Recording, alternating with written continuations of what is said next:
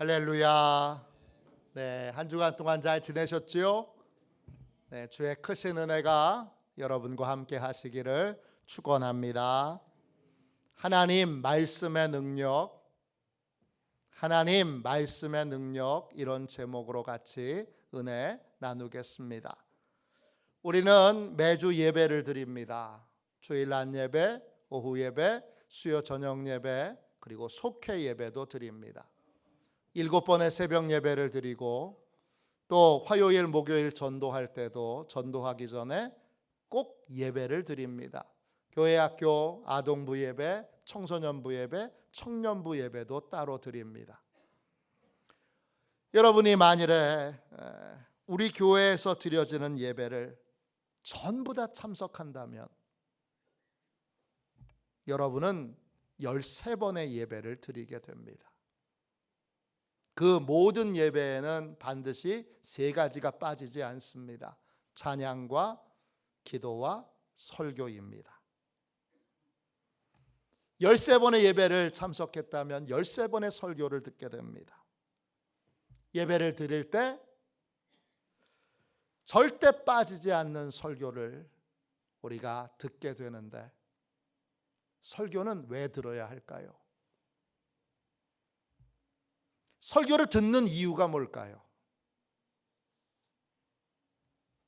진리를 깨닫기 위해서입니까? 성령의 감동을 받기 위해서입니까? 성령의 위로를 받기 위해서입니까? 성령의 지혜를 얻기 위해서입니까? 모두가 다 좋은 이유이고 맞습니다. 그러나 이 모든 것보다 우선해서 하나님의 말씀을 들어야 되는 이유가 있습니다. 하나님의 말씀을 들어야 되는 가장 큰 이유는 따로 있습니다. 오늘은 하나님의 말씀을 왜 들어야 하는지 함께 은혜를 나누도록 하겠습니다. 할렐루야. 오늘 함께 읽은 말씀은 히브리서입니다. 히브리서는 다른 서신서나 복음서에 없는 하나님의 특별한 소원 한 가지를 소개합니다. 우리 하나님은 우리가 하나님의 안식 안으로 들어가기를 원하십니다. 히브리서 4장 9절 10절입니다. 그런즉 안식할 때가 하나님의 백성에게 남아 있도다. 이미 그의 안식에 들어간 자는 하나님이 자기 일을 쉬심과 같이 그도 자기의 일을 쉬느니라. 하나님은 우리가 하나님의 안식에 들어가기를 원하십니다. 하나님의 안식에 들어간다는 게 도대체 뭡니까? 안식이라는 말은 헬라어로 카타파우시스입니다. 뜻은 특정한 곳에 들어가서 그곳에서 쉬는 것을 의미합니다. 하나님의 안식은 하나님이 책임져 주시는 세계 안으로 들어가서 하나님이 우리의 모든 문제를 해결해 주시는 은혜를 누리는 것입니다. 하나님의 안식에 들어가면 하나님이 불치병도 고쳐주십니다. 취직도 시켜주십니다. 또 재정적인 문제도 해결해 주십니다. 하나님의 안식에 들어가면 하나님이 기적을 행하시고, 하나님의 안식에 들어가면 하나님이 권능으로 우리의 모든 문제들을 해결해 주십니다. 하나님은 이런 안식으로 우리를 초대하십니다. 우리는 이런 기적이 우리의 삶에 매일 일어나기를 원하는데, 히브리서는 놀라운 사실을 알려줍니다. 하나님이 우리보다 기적이 일어나는 삶을 더 원하신다는 것입니다. 하나님도 원하고 나도 원하는데 왜 매일매일 우리의 삶에 기적이 일어나지 않습니까? 왜죠? 우리가 하나님의 안식에 들어가지 못했기 때문입니다. 그러므로 하나님은 우리가 하나님의 안식에 들어가도록 힘써야 한다. 그렇게 말씀하셨습니다. 히브리서 4장 11절입니다. 그러므로 우리가 저 안식에 들어가기를 힘쓸지니 이는 누구든지 저 순종하지 아니하는 본에 빠지지 않게 하려 함이라 그랬습니다. 안식에 들어가도록 힘써야 한다 하셨습니다. 그 힘쓴다 이 말은 헬라어로 스푸다조입니다. 빨리 들어갈 수 있도록 모든 수단과 방법을 다 동원하여 힘쓰고 애쓰는 것입니다. 왜 그래야 합니까? 그래야 하나님의 복음 안에 두신 진정한 평안과 안식과 축복을 누릴 수 있기 때문입니다. 저는 하나님의 말씀을 잘 깨닫기를 원하여 여러분에게 묵상을 배웠습니다. 저한테 묵상을 가르쳐 주신 귀한 스승이 계신데 목사님이십니다. 근데 그분이 쓰신 성경 공부가 있어요. 안식 성경 공부라고.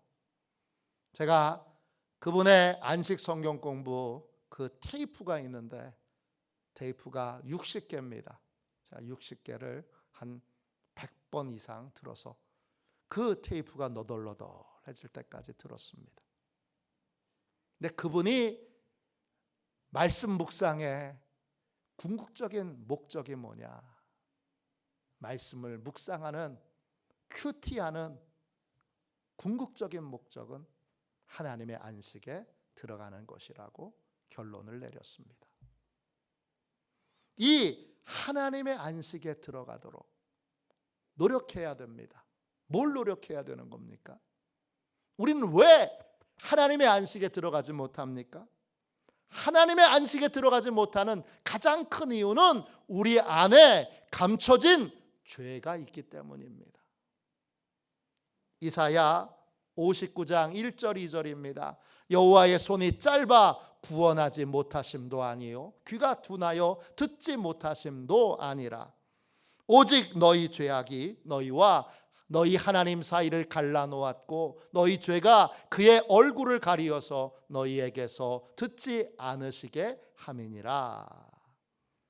우리가 안식에 들어가지 못하는 이유, 우리가 그렇게 사모하고 바라는 기적을 체험하지 못하는 이유는 하나님이 능력이 부족함도 아니고 하나님이 우리의 기도를 듣지 않으시기 때문도 아닙니다.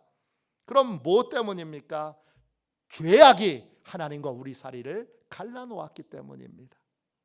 죄가 하나님의 얼굴을 가리고 하나님의 귀를 막고 기도를 듣지 못하시게, 능력을 행하지 못하시게 그렇게 방해하기 때문입니다.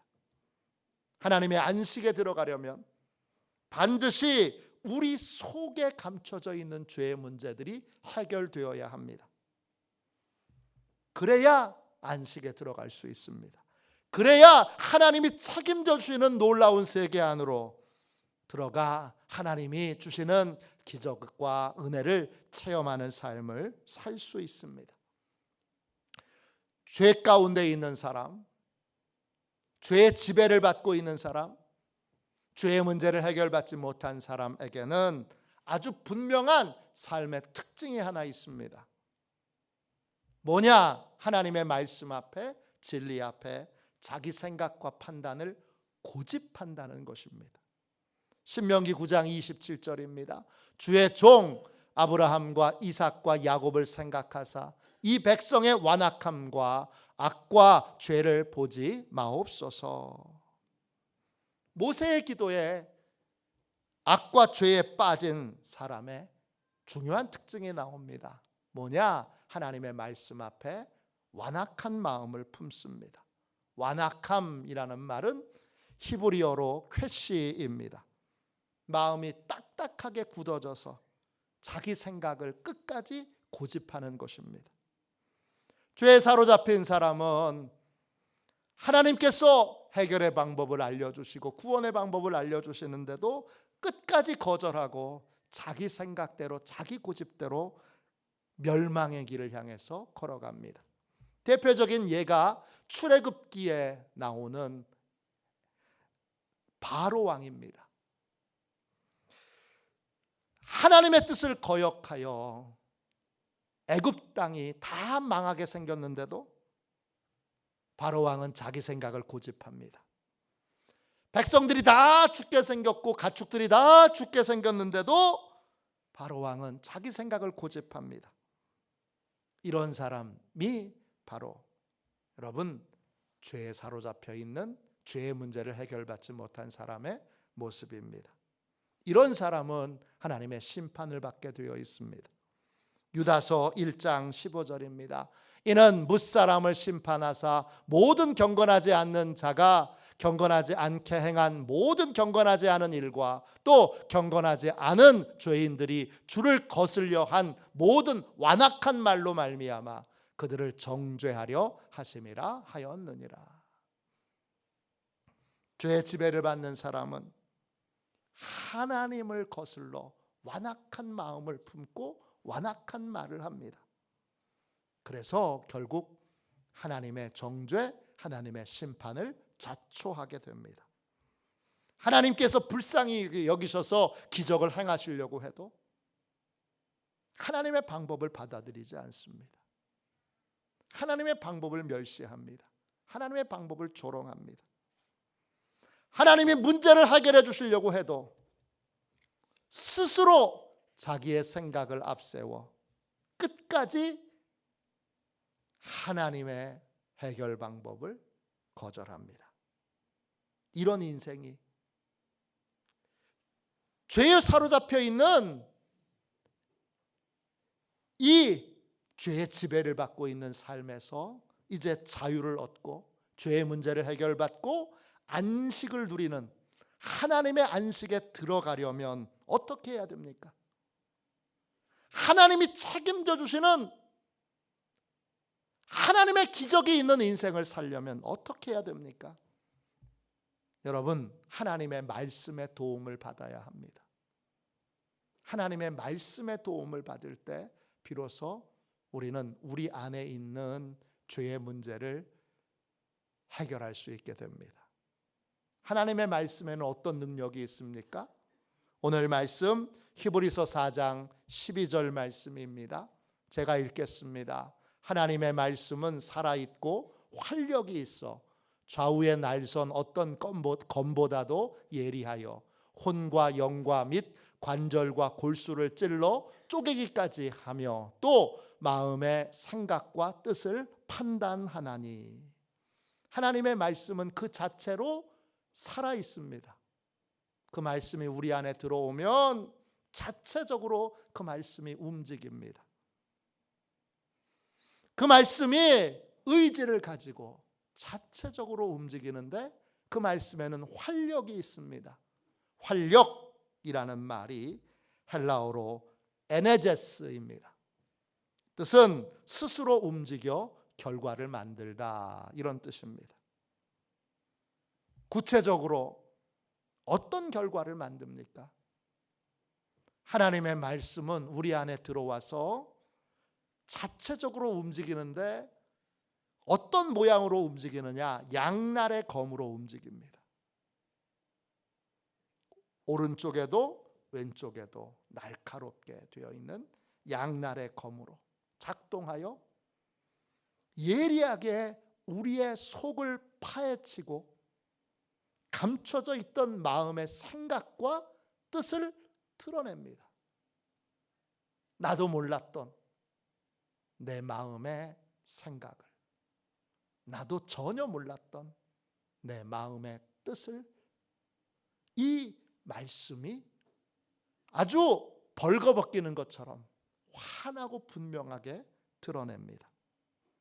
이것이 하나님의 말씀이 하는 일이고, 이것 때문에 우리는 예배마다 하나님의 말씀을 들어야 합니다. 하나님의 말씀을 예배마다 들어야 되는 이유는 말씀이 우리의 마음에 감춰져 있던, 우리도 몰랐던 마음속의 생각과 마음속의 뜻을 드러내주기 때문입니다. 마음속의 생각은 뭡니까? 생각이라는 말이 헬라어로 에투메시스입니다. 뜻은 생각이라는 뜻도 있지만 반사, 반응이라는 뜻이 있습니다. 반사와 반응은 어떤 관계를 맺고 있는지를 정확하게 보여주는 증거입니다. 부모님을 사랑하고 존경하는 사람은 부모님의 말씀에 순종하는 반응을 보입니다. 부모님의 말씀에 어떻게 반응하느냐가 자녀들이 부모를 어떻게 생각하느냐를 입증합니다. 선생님의 말에 어떻게 반응하느냐, 목사님의 말씀에 어떻게 반응하느냐, 하나님의 말씀에 어떻게 반응하느냐, 이게 가장 정직하게 우리가 하나님과 사람과 어떤 관계를 맺고 있는가를 나타냅니다. 모든 껍데기를 말씀이 벗겨내고, 내가 목사인데, 내가 장로인데, 내가 신앙생활을 벌써 40년 50년씩 하고 있는데, 내가 5대 6대째 신앙생활을 하고 있는데 등등, 이런 껍데기를 벗겨버리고 지금 내가 하나님과 어떤 관계를 맺고 있는지, 내가 하나님을 사랑하는 사람인지 하나님을 경외하는 사람인지 아닌지를 말씀이 드러냅니다. 또 내가 사람들과의 관계에서 사람들을 정말 사랑하는 사람이고 존중하는 사람인지 아닌지를 말씀이 명확하게 드러냅니다. 이것이 말씀을 들어야 하는 이유입니다. 또 말씀이 우리 안에 들어오면 우리 마음속에 감춰져 있던 뜻을 드러냅니다. 뜻, 헬라어로 엔노이아입니다. 뜻은 의도와 목적을 말합니다. 어떤 일을 할 때 거기에 진짜 목적이 따로 있을 수 있습니다. 진짜 의도가 따로 있을 수 있습니다. 어떤 목표를 정할 때 그 목표에 다른 의도, 다른 계획이 있을 수 있습니다. 어느 교회에 실제로 있었던 일입니다. 그 교회는 대형 교회고 그 교회에서 창립 기념주일을 맞이하여 마을 주민을 초대하는 거대한 행사를 하기로 했습니다. 그 교회가 마련한 행사는 KBS 열린 음악회를 교회에 초대하는 것입니다.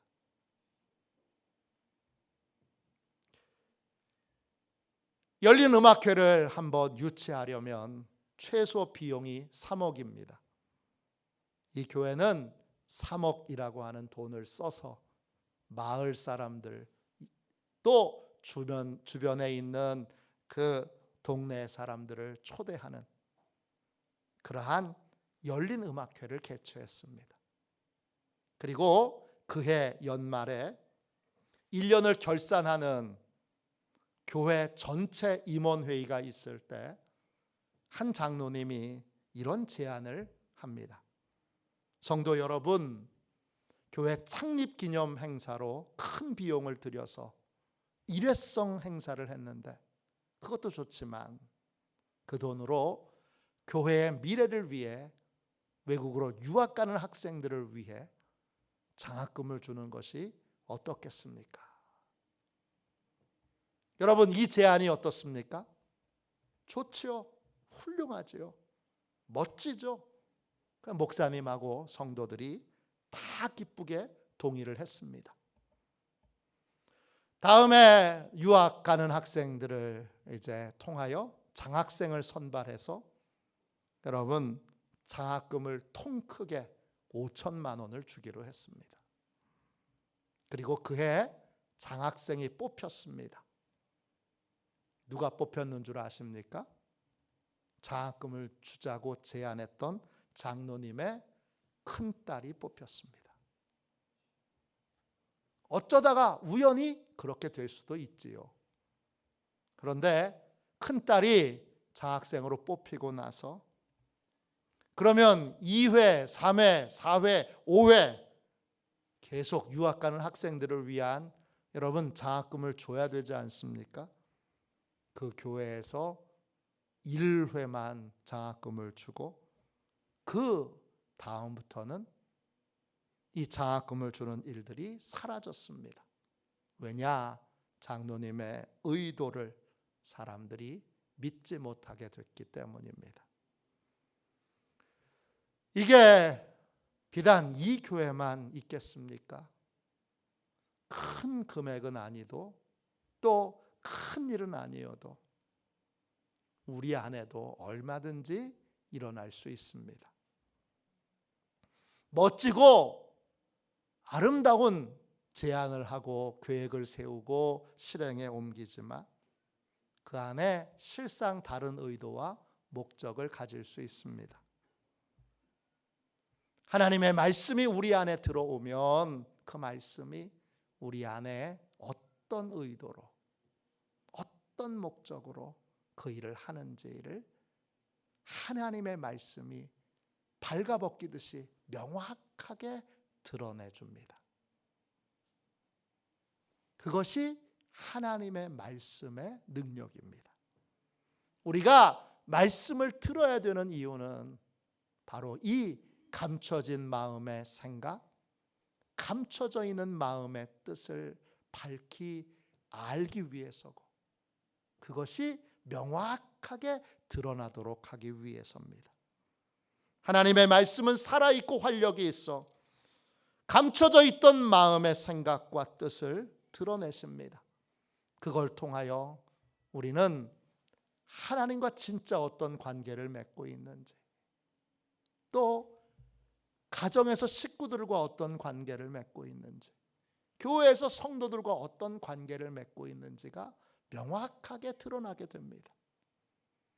또 우리가 어떤 일에 있어서 실제로 의도하고 목적하는 바가 무엇인지, 순수한 목적과 의도로 그 일들을 하고 있는지를 하나님의 말씀이 밝히 드러내 주십니다. 히브리서 4장 13절입니다. 지으신 것이 하나도 그 앞에 나타나지 않음이 없고 우리의 결산을 받으실 이의 눈앞에 만물이 벌거벗은 것 같이 드러나느니라. 하나님의 말씀이 우리 안에 들어올 때 그 말씀이 저절로 움직여서, 그래서 우리가 하나님과 어떤 관계를 맺고 있는지, 사람과 어떤 관계를 맺고 있는지 진짜 우리 모습을 드러내 줍니다.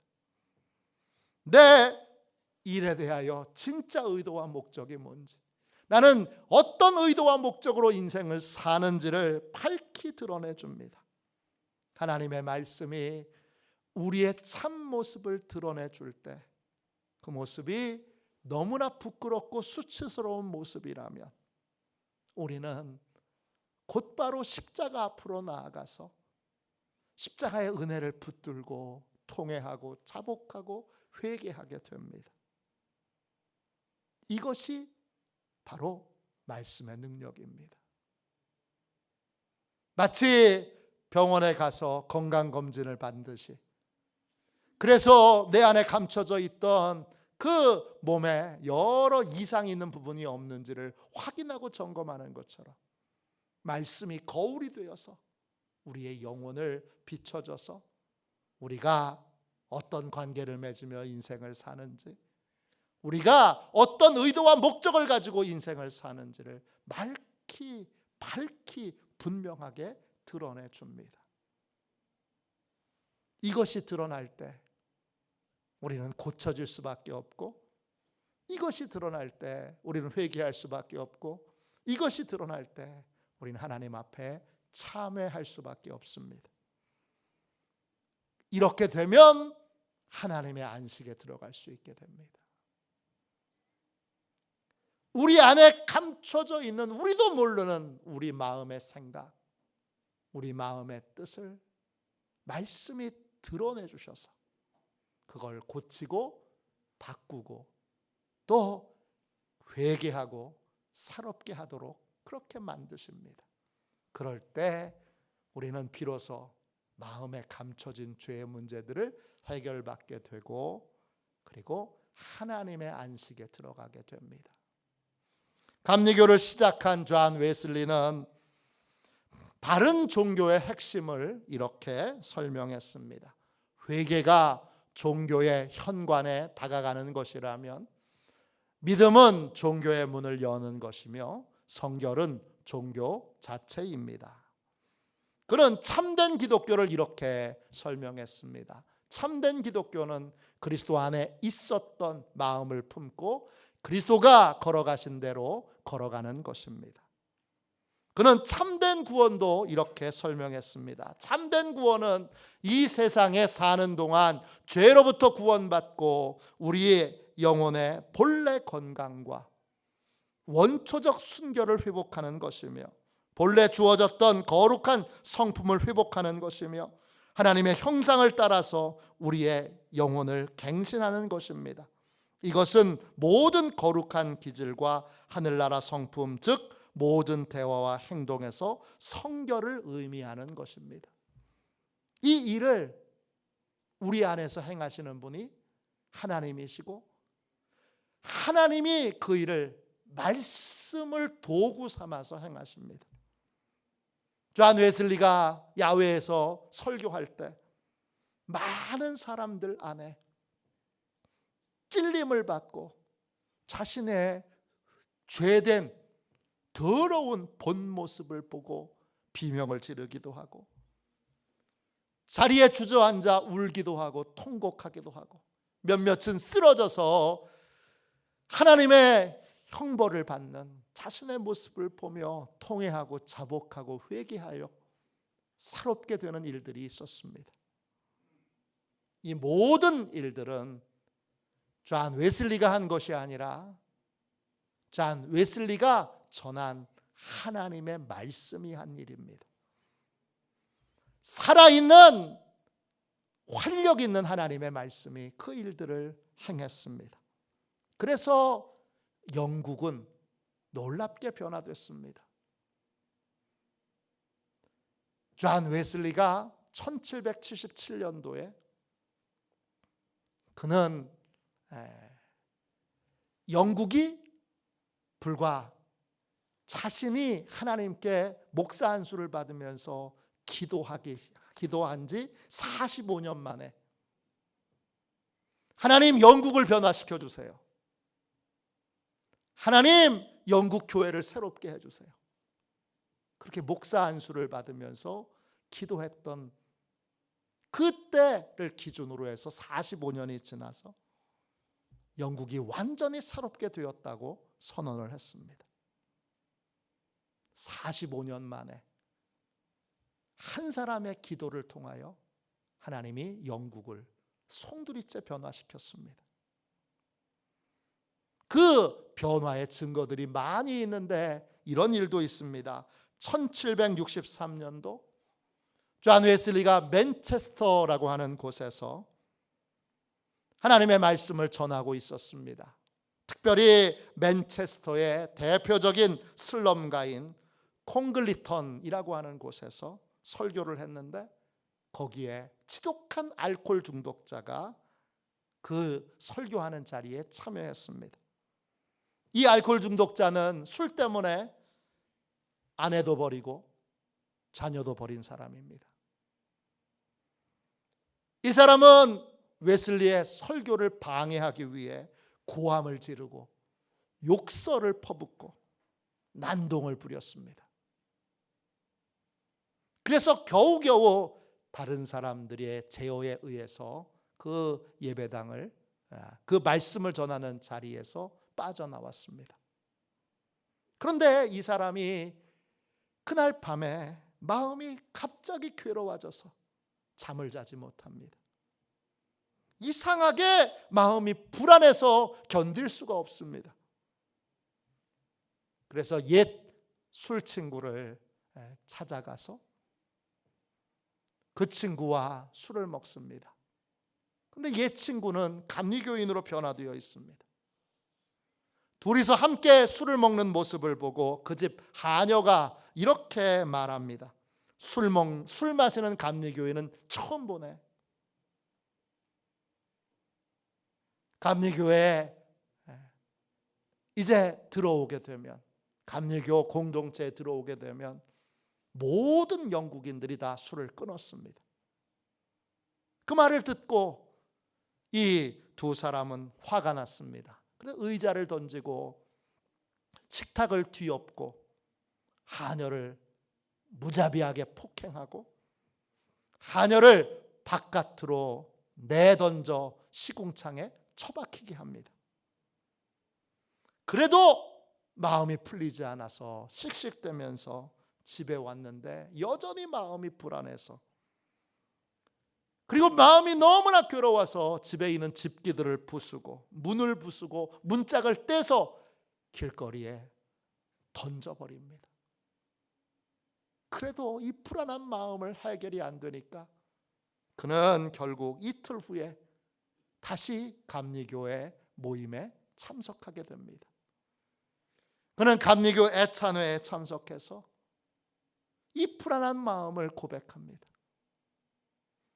그러자 모든 성도들이 함께 기도하게 되고, 그러자 강력한 성령의 임재가 있어 이 사람이 뒤로 넘어져 쓰러집니다. 그리고 자기의 더러운 모습을 보고 괴로워하고 아파하고 근심하다가 그는 십자가의 은혜를 붙들게 됩니다.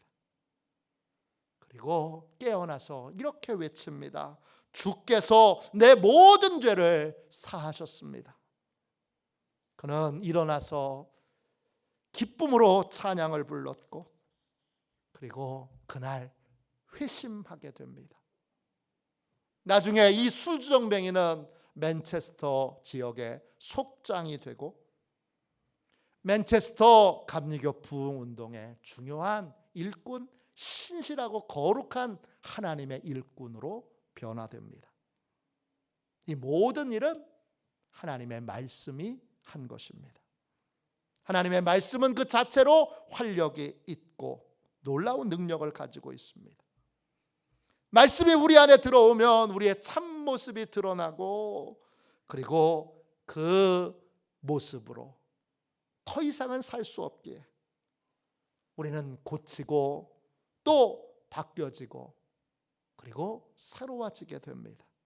이것이 말씀의 능력입니다.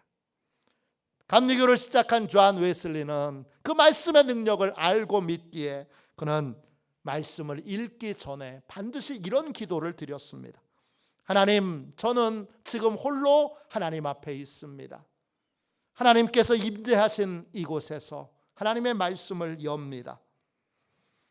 저는 오직 천국 가는 길을 찾기 위해 성경을 읽습니다. 저는 제 마음을 밝은 빛으로 비춰주신 하나님을 향해 제 마음을 높이 듭니다. 하나님의 말씀을 통해 저를 조명하여 주시고 말씀의 능력으로 저를 변화시켜 주소서. 그는 말씀을 읽을 때마다 자기 안에 감춰진 악이 드러나기를 원했습니다. 그는 하나님의 말씀을 읽을 때마다 죄의 지배에서 벗어나 하나님의 거룩한 안식에 들어가기를 원했습니다. 살아있는 하나님의 말씀으로 그는 하나님과 아름다운 관계를 맺고, 또 믿음의 사람들과 가족들과 아름다운 관계를 맺고, 순수한 목적과 또 순수한 의도로 거룩한 삶을 살기를 원했습니다. 그래서 늘 기도하며 하나님의 말씀을 읽었고, 그리고 그 들은 말씀으로 하나님의 말씀을 전했습니다. 그게 변화의 핵심입니다. 오늘 살아있는 하나님의 말씀을 듣는데 읽는데 게을리하지 마십시오. 열심히 예배에 나와 말씀을 들으십시오. 또 열심히 말씀을 읽으십시오. 내 안에 감춰져 있는 생각과 뜻을 밝히 드러내셔서 나를 고쳐주시고 바꿔주셔서 하나님의 거룩한 안식에 들어갈 수 있도록, 하나님이 책임져 주시는 삶을 살 수 있도록, 그렇게 늘 말씀을 가까이 하는, 말씀 앞에 정직하게 서서 말씀의 도움을 받는 저와 여러분이 되시기를 주님의 이름으로 축원합니다. 이 시간